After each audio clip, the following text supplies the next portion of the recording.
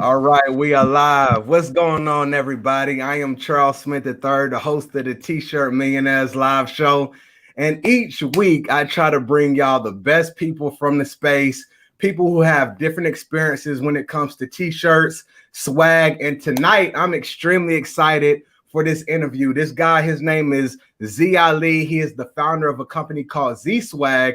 And he basically creates branded merch and branded swag and sells that to some of your favorite companies. So I really look forward to this conversation tonight. I know it's going to be extremely valuable. I'm going to learn, but I know that you're going to learn as well. And let's go ahead and hit this intro button and have this great T-shirt and branded merch conversation with Zee.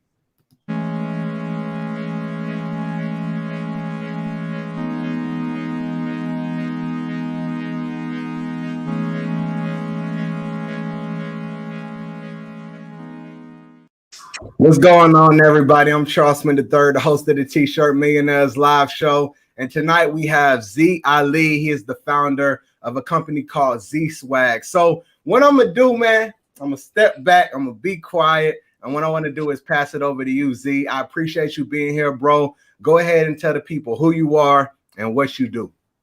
Awesome. Thanks so much for having me, Charles. I'm so pumped and excited. I love to share and help people. So I'm going to try to share as many tactical things so you can apply them right away in your business. And Charles, don't hold back. Ask me whatever tools, softwares. If I know it, I'll share it.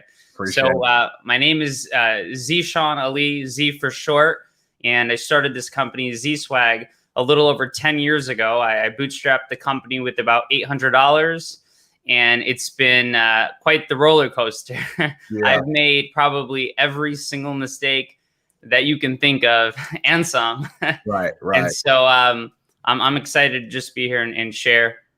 Absolutely. Well, look, man, mistakes and you're still here today. That means that, you know, you're seasoned in the game. You're a veteran. So, I know that you got a lot of value to share, man. So with that being said, just tell us, like, what is Zee Swag first off? Like, what is it? What do you do with the business?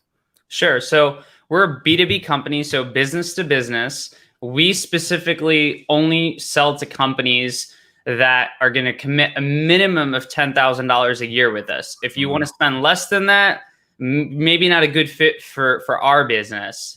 So companies that want to spend between 10,000 to 5-10 million a year, we'll work with them all day long. But the smaller stuff, I'm not so much interested in it because it's almost the same amount of work. And when you go to the B2C market, you're dealing with people. I want to deal with businesses, professional businesses. Right. It's just less hectic in my experience. I've tried both. And I had a T-shirt line a while back. Right. And I've got to taste a little bit of both, more so on the business to business side. So we help companies solve a lot of different problems. So it could be retention. It could be recognition. So you recognize people through swag, through awards. We do a lot of wrestling championship belts for companies where we'll, design the belt for them, put their core values, their mascot on it. And then maybe the sales team is passing it around every quarter to the sales leader in the company. Last week, we did an order of boxing gloves for the sales kickoff.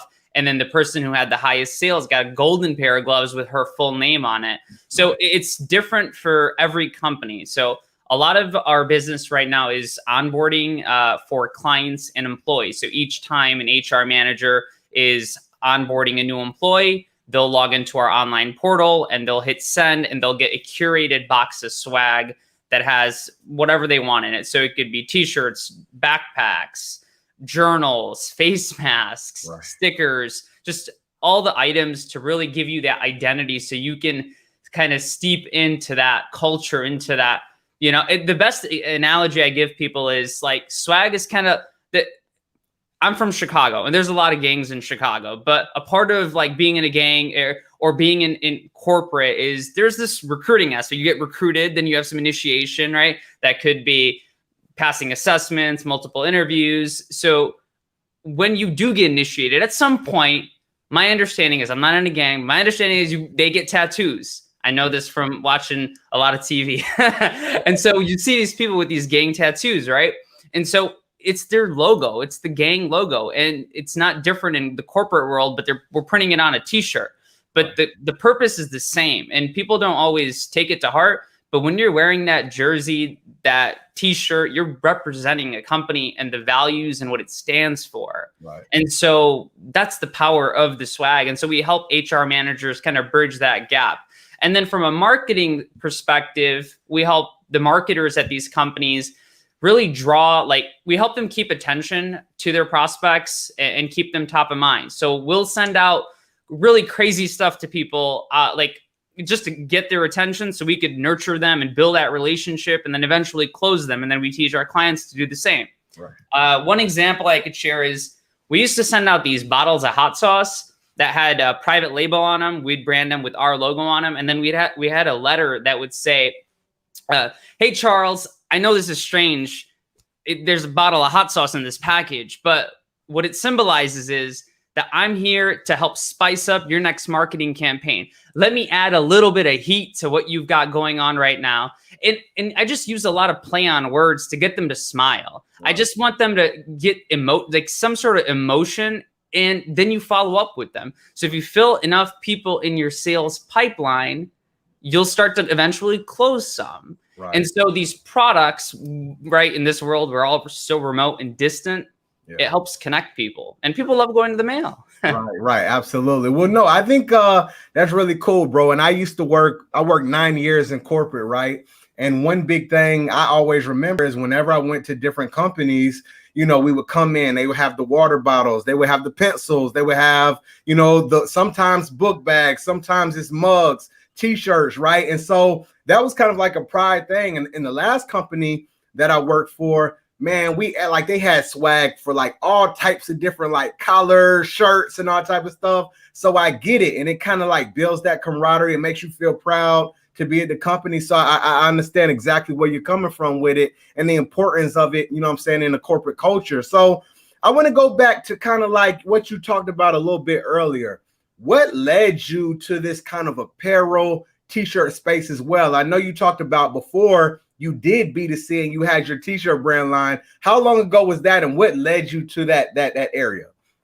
Man, so that line was is a company called, it's still up, I think, and I don't do anything with it. It's hosted on Big Cartel, which is a great platform for t-shirts, for selling stuff. But it's called gfapparel.com, gluten-free apparel. Okay. So I'm a professionally trained chef, but let's back up to the very beginning. Right. So I grew up in a pretty low income family. I'm first generation here. My parents are from Pakistan. And I grew up watching them struggle all the time. And I think I was 15, 16 to probably 19. I was selling cigarettes on the west side of Chicago for 50 cents a piece, 3 for $1 if you came before 5. Right. I sold bootleg music, DVDs. I sold P90X. I was just hustling because I wanted to make money and I wanted to help my parents. And so I eventually got a job working at this place called Classic Residence by Hyatt. It was this luxury senior living community, and I was a busboy there. And I eventually worked my way up, but I was always upset. I was fascinated with the kitchen. I really wanted to cook. I wanted to because my parents had restaurants on the west side of the city. That's why I was hanging out in that area. Right. And so after I got moved from a busboy to a server to a dishwasher to a prep cook to a line cook, and my management was like, hey, kid, why don't you go to college? I'm like, because you pay me $8 an hour? Like, that's why. So I don't end up broke and struggling like my parents. Yeah. And so they were like, no, listen, kid, you've got to go to school. You're really talented. I said, I want to go to school for business, marketing, entrepreneurship. Like, no, you need to go to school for cooking because you're really, really good at it. Right. So I've always been very competitive. And so when I go to work, I would compete with the guys next to me. Like, my job would be on a given night, you need to dice up or slice up a 50-pound bag of onions or peel 100 pounds of carrot. Like, that's a job that you have to sit there and do that. And so we would race, peeling the cob. We'd race the other chefs on the other cooks in the kitchen.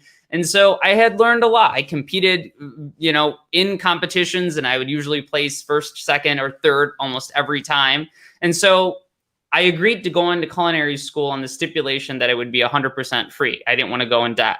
And so I was very lucky. I had too many scholarships. I had to give money back.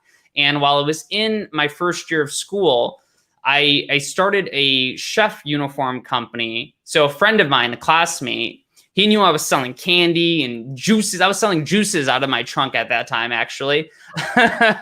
And he's like, look, I know you could help sell this product. I was like, I don't know about you, man. I didn't know him that well. But this product where there were chef coats. And when any product is made, like the hoodie you're wearing or the jacket I'm wearing, it has to go through quality control. Right. If it fails, it doesn't end up on retail shelves. The market doesn't get to see it. Right. Well, the chef coats that I used to get were all defective. The factory owner is American and he made them all in Guatemala. And instead of dumping them into the landfill or just, trashing them, he would just bring them in and sell them to some random guy at the flea market. Right. And so I would go to the flea market with my friend and we would buy a few coats at a time. I remember my mom and we would wash them, fix them up. They had stains, maybe the tag is missing, maybe there's a little thread there. You just clean it up and they were perfect, right? Just perfect enough where the naked eye couldn't tell unless you took a magnifying glass. Right. And I remember we started with 1 or 2 or 3 coats at a time. Eventually I was buying pallets in my car. And I literally turned my parents' home into like a storage unit. I had professional shelving in the house, like small, medium, large. Like but the frustration was I couldn't figure out how to get this stuff perfect because now I was selling classroom to classroom at the culinary school. And the students were like, well, I need a 2XL. I'm like, man, all I've seen is smalls and mediums and large. I could only pick through the stack that the guy at the flea market had. Right. So I'm like, where do I get this stuff perfect? Because I'm sick and tired of washing. I mean, my mom and I would spray these like coats. Some stocks were like stained with red and it was just so hard to clean. Right. And I had started my eBay business at that time. So I started learning e-commerce there, became a power seller, a top rated seller on eBay. And that's really where I started to get things going. And so I sold them on eBay and sold them at the school. And eventually, I did find the factory, and it was a lot of hard work. I watched a lot of movies, so I thought maybe I could stick something at the bottom of his van and I could follow him, but I couldn't figure that out. So I actually followed this guy secretly one day. Oh, that's deep, bro. I needed to know where he was going because he wasn't going to tell me, and I needed the source. So I actually followed him, and I knew he was in the suburbs somewhere. Yeah. And so we end up arriving at this storage facility, and that was that was the factory. So eventually I was buying so much from him that he would just invite me to his like U-Haul, and he's like, all right, you pick out what you need. I got a little bit more inventory here. It was a really nice old guy. He's super helpful. But I have to be honest, man, I would always peep into his window, like just praying that I see an invoice where I could just get the factory's name because I couldn't keep washing these coats. It was just too much work. Right. It took me a year to find the factory, which was 2 miles from that U-Haul. Right. And a lot of these factories, they hide their name. So like you just can't find them. So if the company is called Nike, they're under another name. I'm just making something up. They're called gibberish. Like how are you going to ever find that? Right. Because they don't want to work with just random people. They want to work with like solidified distributors who are in the game of selling these products and they can move product. Right.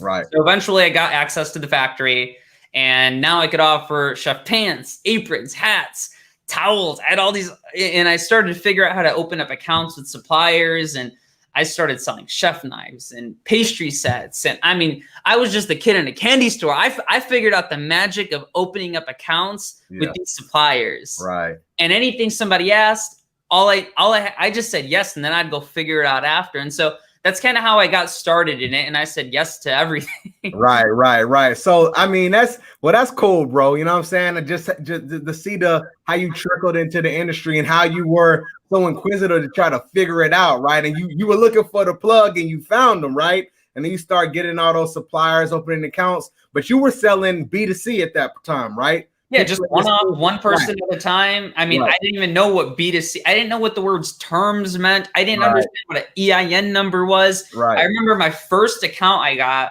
it was a referral from one of the professors at the college. He's like, hey, I used to work at this school. You should go try to sell them uniforms. I told the chef you'd stop by. I said, perfect. I filled up my duffel bag because I had a duffel bag I would carry around with coats and pants. Right. So I took the duffel bag to the guy. I'm like, well, what do you need? He's like, well, I need a bunch of stuff. I was like, let's go to my car. You can take it out of my trunk. Because I would do that with students. Meet me after class. Let's go to my car, and you could take whatever chef coats you need, pay me, and we're done. Right. And so he was talking about terms and setting up an account, and I had no idea what he was saying. But the one thing I did, and a little illegal, but I recorded him. Yeah. I recorded him, and I went home and I played every single word he said, and I Googled it. Right. And within 48 hours, I had a legal business. Right. I had everything I needed to give him to set up an account, to sell to this school. Right.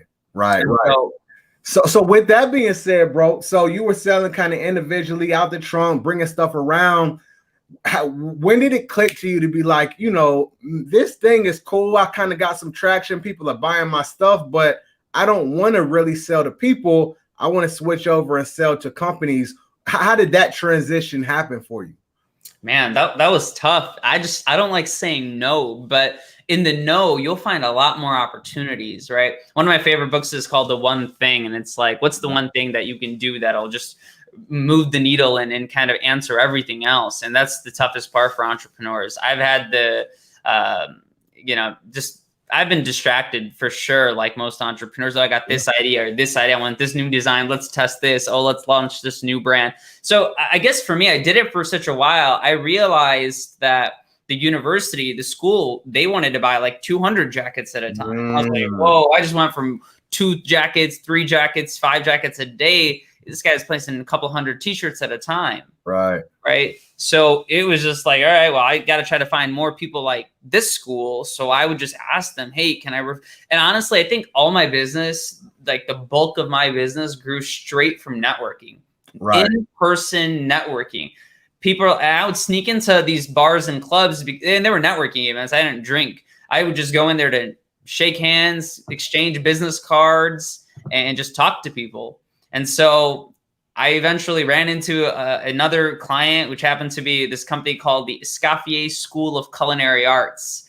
And I ran into some of the executives there and eventually started building some relationships there. I joined some chef organizations and just kept rubbing elbows at these people week after week. I just kept going. So they all knew this guy sells chef coats. So eventually, if I keep showing up, you're going to give me a chance. It's bound to happen. Right. And so that's exactly what ended up happening. And I think it was my first year where we did well over 6 figures in revenue, not profits, revenue through that one account. I honestly thought I was on vacation. I was kicking up my feet.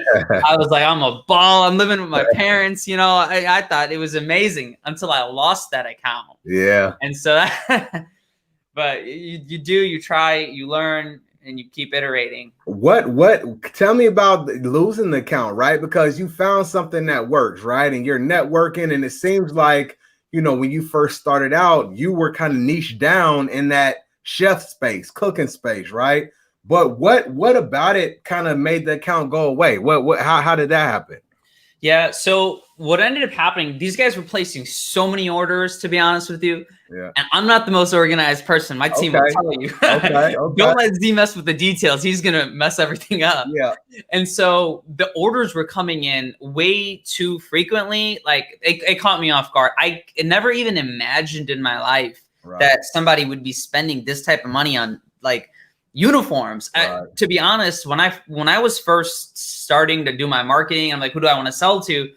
In my mind, I was trying to only sell to the businesses that were visible. Like I never even imagined the tall skyscrapers in Chicago. Like, I could sell to them and them. I went to the local mechanic shop. I'm like, dude, you want to get some t-shirts for your people? Right. You need to get some keychain. Like I was literally doing that. I would drive around, go to every single like shop, drop off a catalog, shake hands, go back a couple days later. And that's what I was doing because that's what I knew how to do. Right. That's cool. Boy, I like it, bro. I mean, I think it's cool, but the thing that stood out to me is I love how you talked about you were selling and then you were like, well, now I'm not going to be doing 2 pieces. Now I got somebody who might buy 200 or whatever. So the volume, I think that's very powerful. So after you lose that account, what happens at that point in time? Because you got money pouring in, you lose it.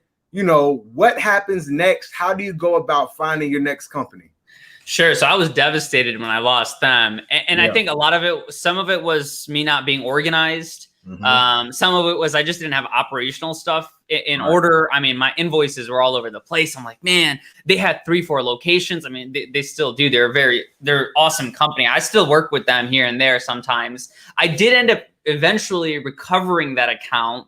And the way I did that was I went to one of their events and I embroidered 4 baseball caps with their logo on it without their permission. And I literally had them in my hands and I walked around the event and I ran into the executive chairman of the company and I gave him all 4. And literally the very next day, I had a $30,000 hat order. That's cool, bro. Just hats, the same exact hat.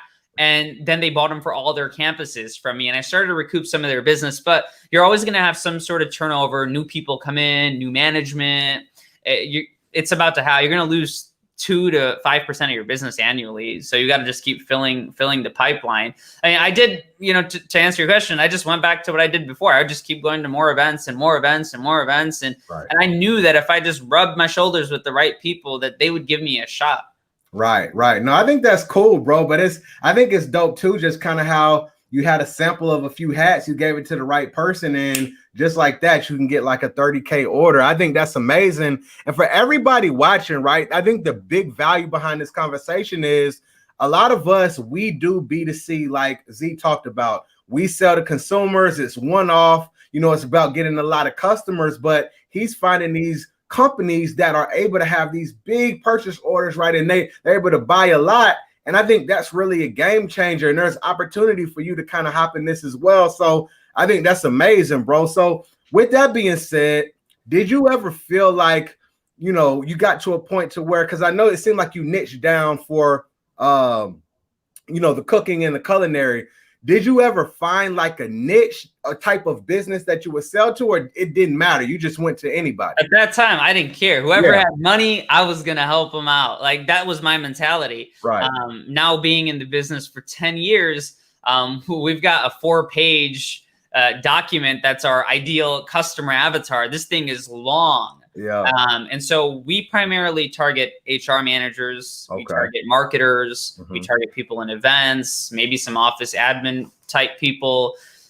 Those are who we're targeting. And we're looking to work with companies that are private, that have a minimum of 25 full-time employees up to 1,000. That's kind of our sweet spot. We also work with some publicly traded companies. We've done stuff for Facebook, LinkedIn, Dunkin Donuts. We've done stuff for all these guys. So they'll use us for projects here and there. But yeah, man. Yeah. So I'm sure these days it's not so much maybe it is not so much, knocking at the door, but how are you doing kind of like your outbound marketing to say, here I am, I can help supply this stuff for you. What are you doing today to reach out to these companies? So a lot of it has been through referrals. And when I mean referrals, let me be specific. You've got to have a strategic plan if you want to grow your business through referrals. Very strategic. So I'll call or my team will call after every delivered order and say, hey, Charles, how was your order? Does everything look great? And we know it's going to look great. And say, it was awesome, Z. I loved it. I'm like, awesome, Charles. Listen, I need you to help me out. Is there 2 or 3 people in your network that you believe could also benefit from the same services I provided for you? Like, do you think I can also help them? Like, if you have the conviction that your products are solving problems and helping people, or in the case of t-shirts, they're uniting people and they're helping connect people that are disconnected, right? If you have that conviction and you think of it more than just a commodity, than a piece of fabric or some cotton, and you could really put a story behind it, people will resonate and they will give you referrals. You've just got to be very forward in asking. Don't be scared to ask. If you believe in your stuff and it's good stuff, ask. Can I get a referral? I love it. And, something key that, just stood out to what you talked about. A lot of times when we talk about t-shirts on this show, so many people have talked about story, right? And you mentioned that about how you reach out and you say, how can this story come across so these companies can be like, yeah, this might be a good fit for me. So I think that's extremely valuable to see that concept really crosses over. So tell me about this, bro. Are you producing any of your products these days? Or are you more of like the middleman and you outsource it to other companies? How does that work as far as providing these different products? Yeah, so I used to produce it all in-house. Okay. And what I mean by that is I went and bought a heat press, decals. I did my first order of 200 T-shirts with numbers and a logo on the front.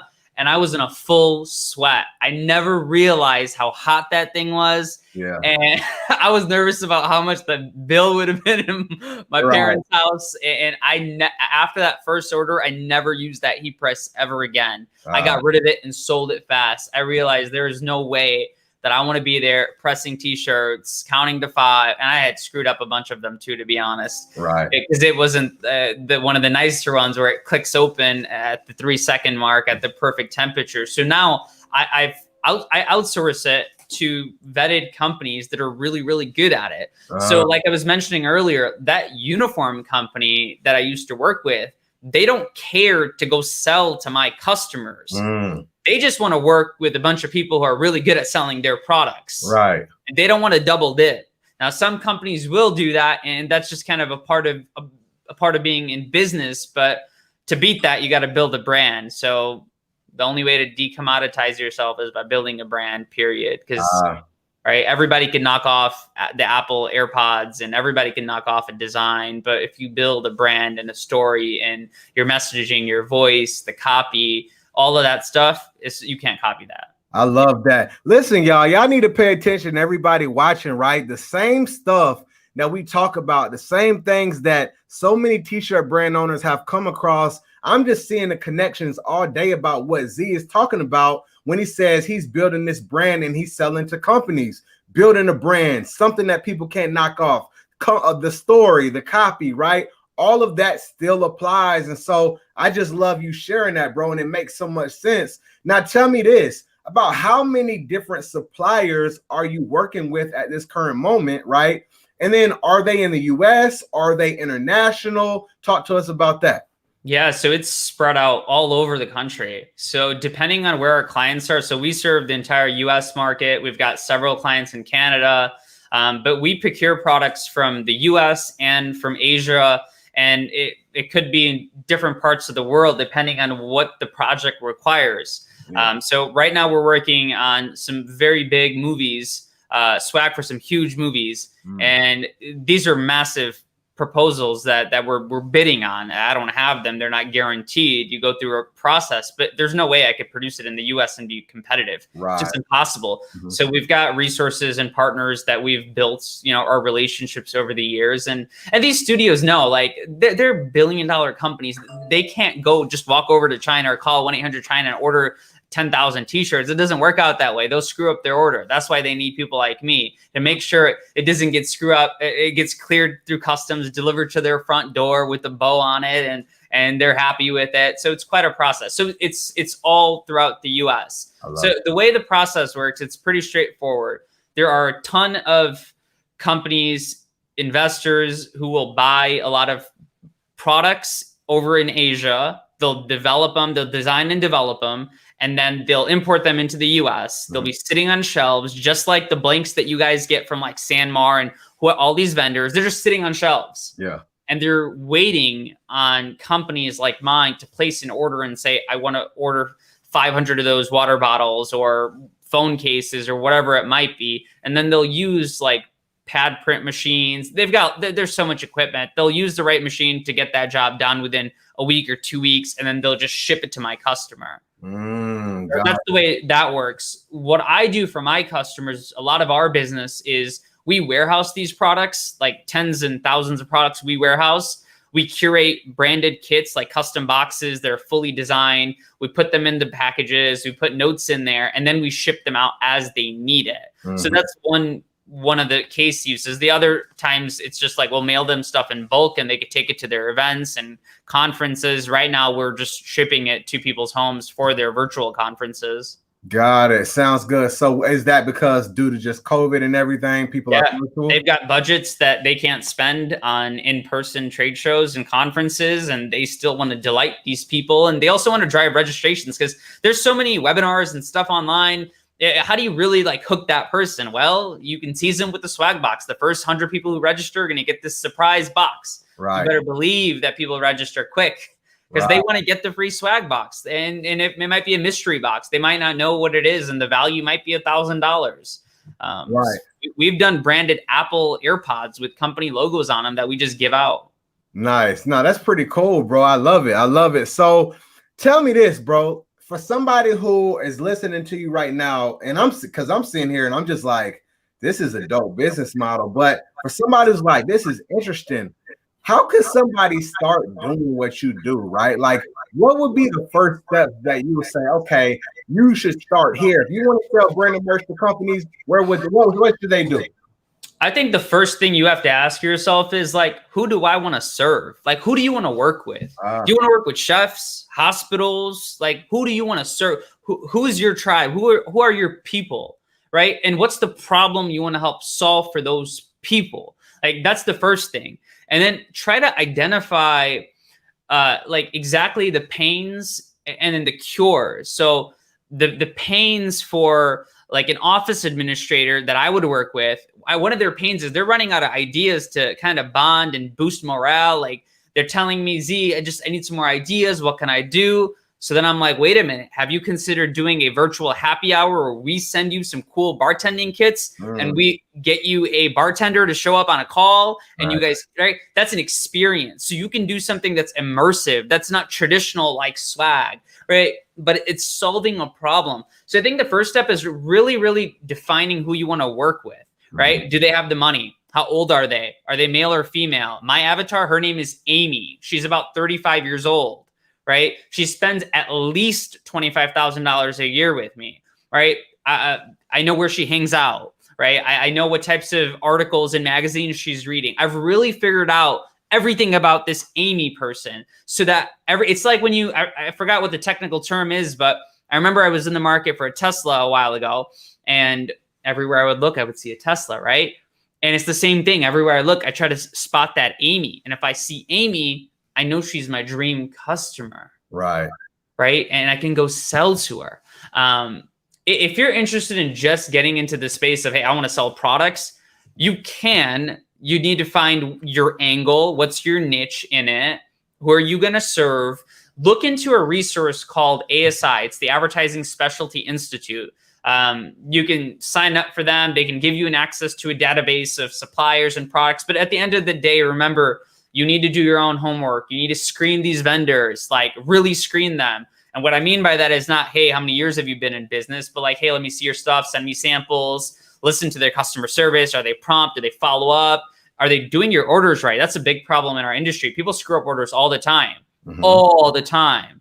And so if you don't have a good operational process, like if we process a $100,000 order, you better believe we're checking, every little granular detail on our purchase orders. You better believe someone is flying down there to do QA quality assurance to be sure that it is right. It is exactly how we wanted it, that the right is the right and not left, right? Especially working with vendors abroad. And that's just another nightmare. I don't recommend you go work in Asia for any big orders unless you've got a relationship and really know what you're doing. So I love it. No, that's good, bro. It's good. Like I said, I keep seeing these connections about t-shirt brand and what you talked about, finding your target market, finding your customer avatar. All those different things seem like they're important. So you mentioned a little bit earlier, you mentioned ASI, right? So is that a specific website or is that a type of website that you can go to? How do people go out and find these vendors? Yeah, so there's two big groups. You can look at both of them. One's a nonprofit, one's a for-profit. They're both awesome. I like both of them. I pay for both of their services. Okay. But a lot of my suppliers are actually not even in either of the databases. We've independently found them, sourced them. They don't want to be a part. So the way it works is I could just go buy a bunch of machines and then call ASI, be like, hey, I got a bunch of machines and I can do X, Y, Z. They're like, okay, cool. You want to be in the database? Give us $5,000 a month, and we'll slap you in there. And people do. So you get companies of all sorts in there. Some may be awesome, some not so awesome.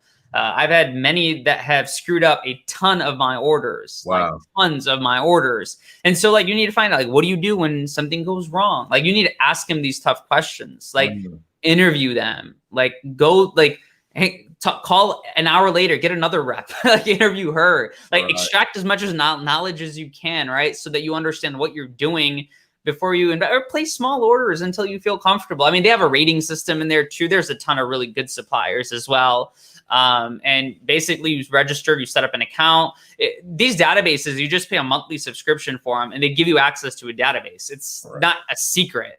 Like even my clients know of the database and they're familiar with these companies, but they don't go behind my back and just try to go shop there because they're going to screw up their order. There's just too many details, right? Like the apparel's got to be made, like it's at one warehouse. It needs to go to another place to get patches. And then it sometimes needs to get to another place to get screen printed. And then it's got to come to the warehouse to get then packaged with all the other items. And then from there, it's got to go to individual locations all over the world, right? If you don't know how to clear customs and figure out the duties, it's all these little things. It's not like it's hard, but it is a lot of stuff.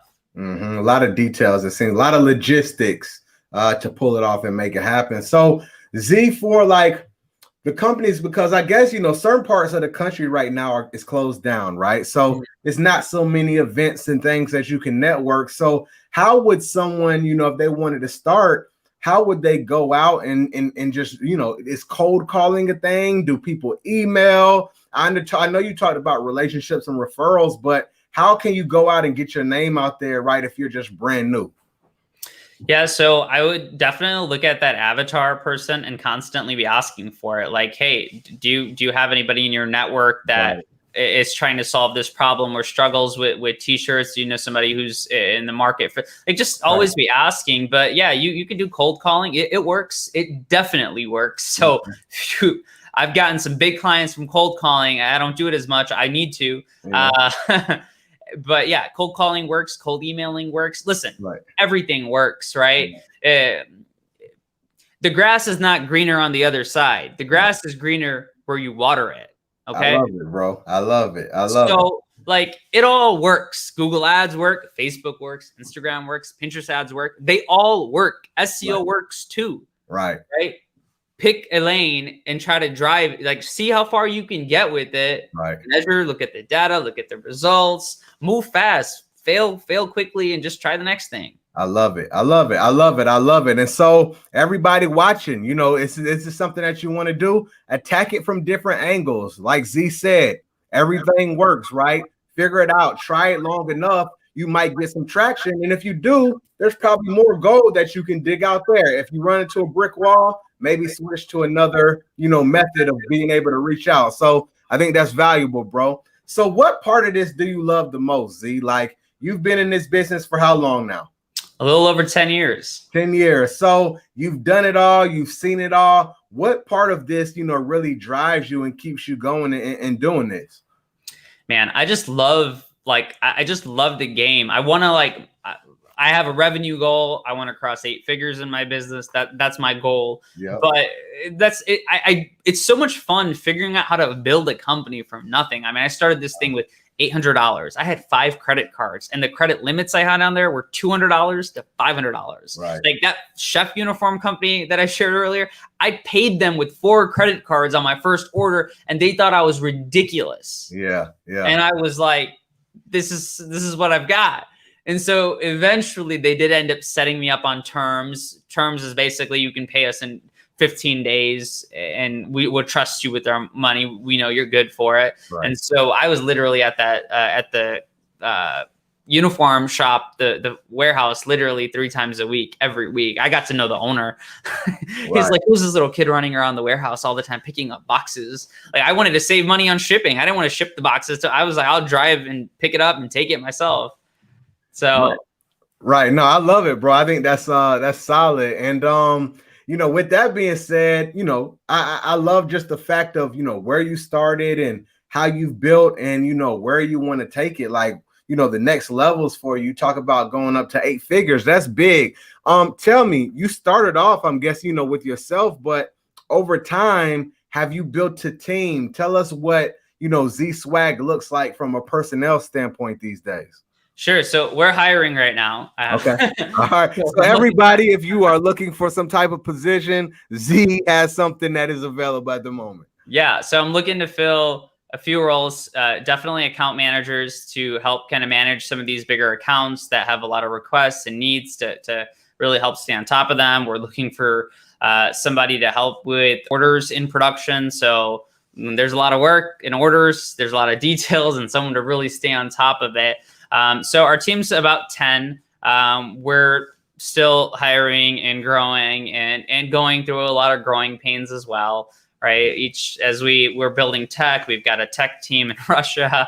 We're bringing it in-house now. So it's a lot. It's a lot. We're growing fast, but it comes with, like, anytime you grow, it hurts. It hurts just like at the gym. It's going to hurt as you grow.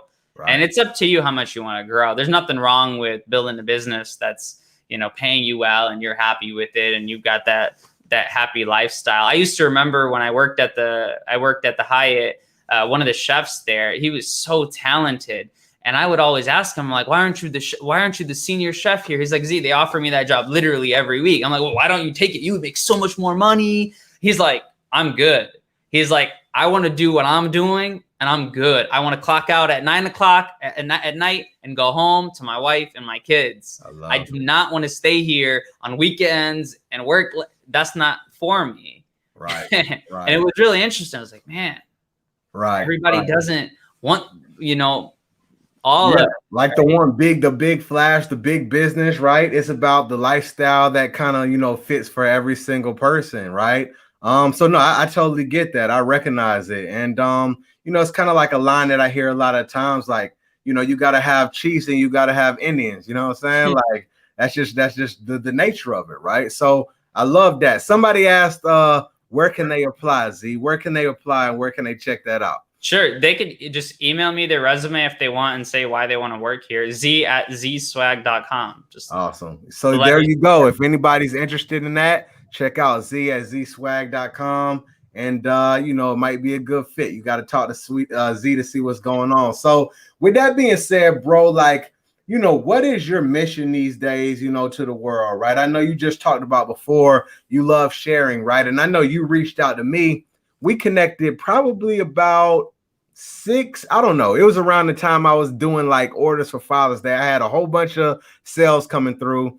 You looked at one of my posts and I ended up buying a whole bunch of t-shirts from one of the, not manufacturing companies, one of the wholesalers, right? Yeah. And I was going through and I was counting all the shirts and he was like, bro, you don't got to do that. You can just, is it called a partner program? What's the program called? Yeah, any of these companies would do warehousing, drop shipping, and do all that for you. Yeah. So basically what can happen is you can order it. And if you send it to like these specific vendors, then they'll send it there and then they'll handle all of the counting and stuff. So you don't have to do that. But yeah, bro, like what is like, your mission these days? How are you helping? What are you trying to do? How are you trying to really make an impact? Sure. So a part of, one, I just love helping people in general. Like aside from a mission, it just feels good to give. So I know this journey has been certainly very challenging for me. Yeah. And there were some people along that journey that definitely gave me a hand and helped me and answered the dumbest questions in the world. Like, what's an LLC? Why do they need this LLC? I don't know, whatever it was. And there were people to help. You just have to be resourceful. So one, I always love helping other entrepreneurs. If I know the answer, I'll give it to you. But a part of what we're doing at our warehouse, because we do warehousing and fulfillment, we've got a mission to help employ, low income, at risk populations. So people who may not have the opportunity to go get a job because of maybe mistakes they made in the past. Maybe they have some disabilities. Maybe they're autistic. Whatever the case might be, we like to give them an opportunity to help with our warehouse, with shipping and packing. And so I love that through our company, we're able to do that, to employ people. We actually have a full-time person now because of our order volume that's dedicated. Otherwise, we've got people who come in, like temps that come in, but we can at least pay them above the minimum wage and really help, get them back on their feet. And the goal is to just hire more of them so we could help make an impact, right? Sustainability is also very important to me. A lot of the brands and products that we push, they're very sustainable. One of my favorite t-shirt brands is called All Made. My friend Ryan, he's actually the founder of it. And so that t-shirt consists, it's up to 6 or 7 post-consumer recycled water bottles. That's what it's made of. Like the polyester spun from the water bottle is in the t-shirt, and it actually makes it super soft. Yeah. It's pretty unique. They even have a size between small and medium called schmedium, which is super unique as well. So they found a really interesting niche, and they even help provide above living wages for individuals in Haiti who are actually assembling them, and now they can take care of their families. So ultimately, at the end of the day, I don't really live to just make money, and I want to help. I want to genuinely leave this place way better than I found it. Just give as much as you can give, because look, once you buy all the stuff you want to buy, what are you going to do? Absolutely. Like, my dream was to live in those tall skyscrapers. I did. Right. And then after 3 years of doing that, I was miserable. I left Chicago, my high rise, with 3 bags, and I was just bumming from city to city at one point. And eventually I got rid of 2 of the bags. I was down to 1 bag, like 1 pair of shoes, a few t-shirts. And I was like, I don't need all this stuff. Like, that stuff wears off. It wears off. Once you get through it and you get it out of your system, you realize that it's just so temporary. Right. Find something bigger.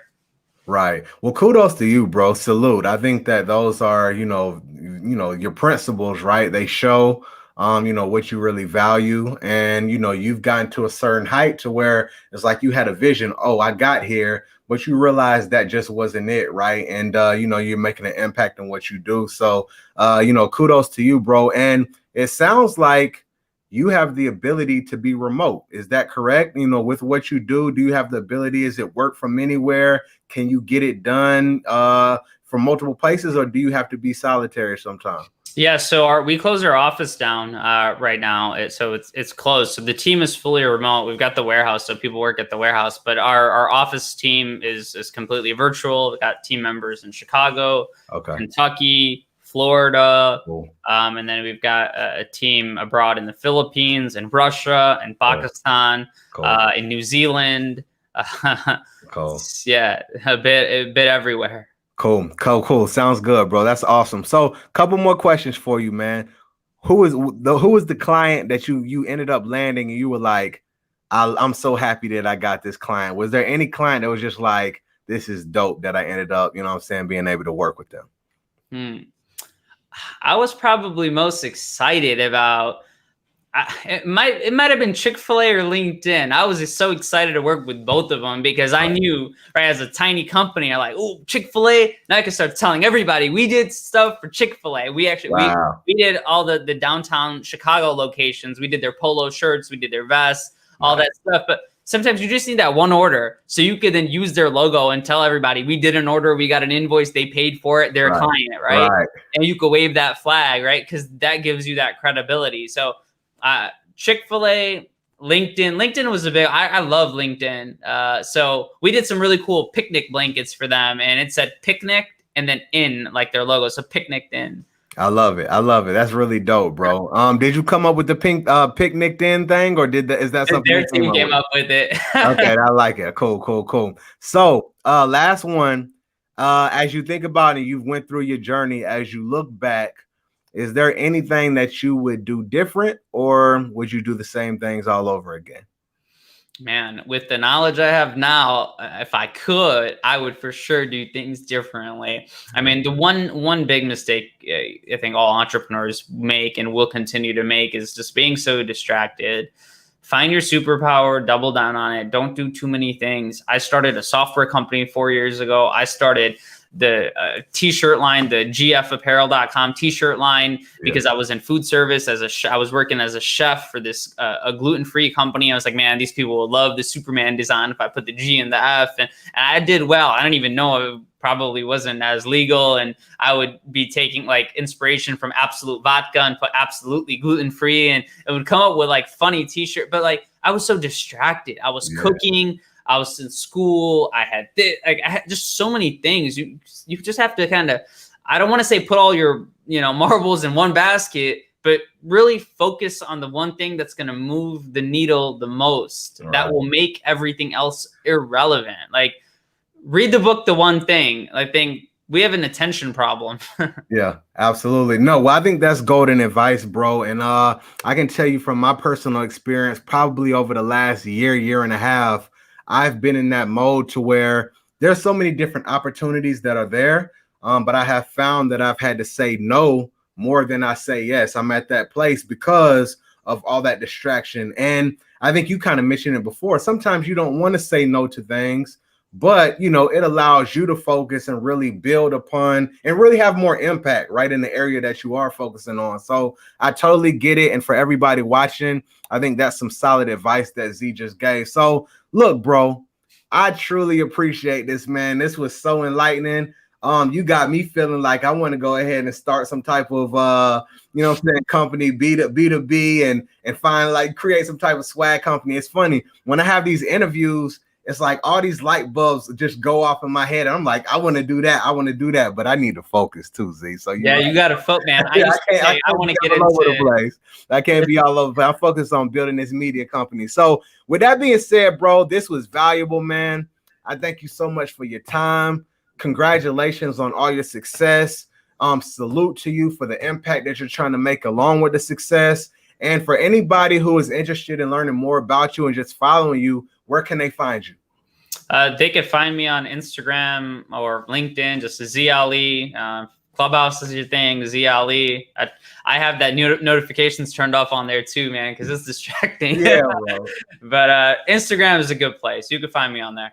I love it, bro. Well, look, man, I truly appreciate it. Thank you so much again, Z. And we'll be in touch, man. Thank you, man. All right, bro. Talk soon. All right, cool. All right, y'all. There we go. There's another amazing interview. I truly appreciate Z. That was extremely valuable. I hope that you all learned as much as me. I was so interested in having this conversation with him. Like I said, I probably connected with him online through social media. It might have been about 6 months to a year ago, but he gave me some solid advice. And I was like, this dude does something different that I haven't really found in the space yet.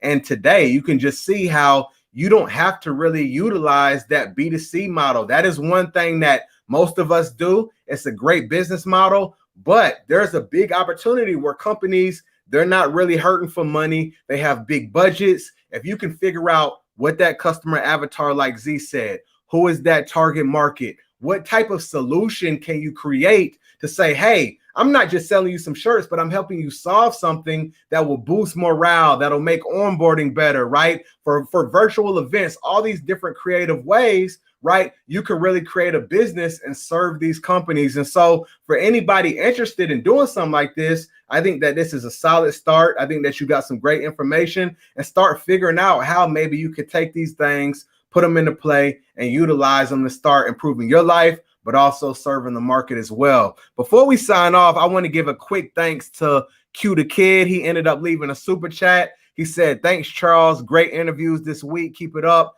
Hey, bro, I thank you so much. And everybody that watches these, I'm just appreciative. Behind the scenes, I'm doing everything that I can to connect with people and bring them on the show so it can add value to your life.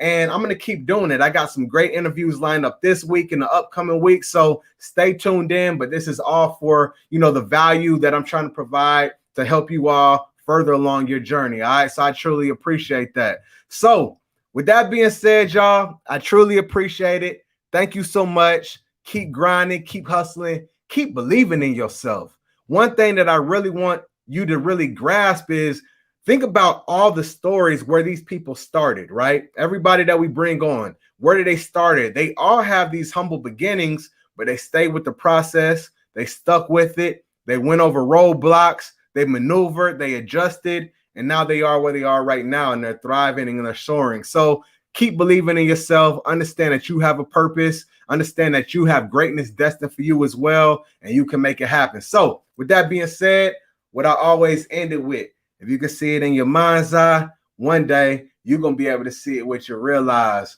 Peace, man. I truly appreciate y'all. Talk soon. We'll see you on the next episode.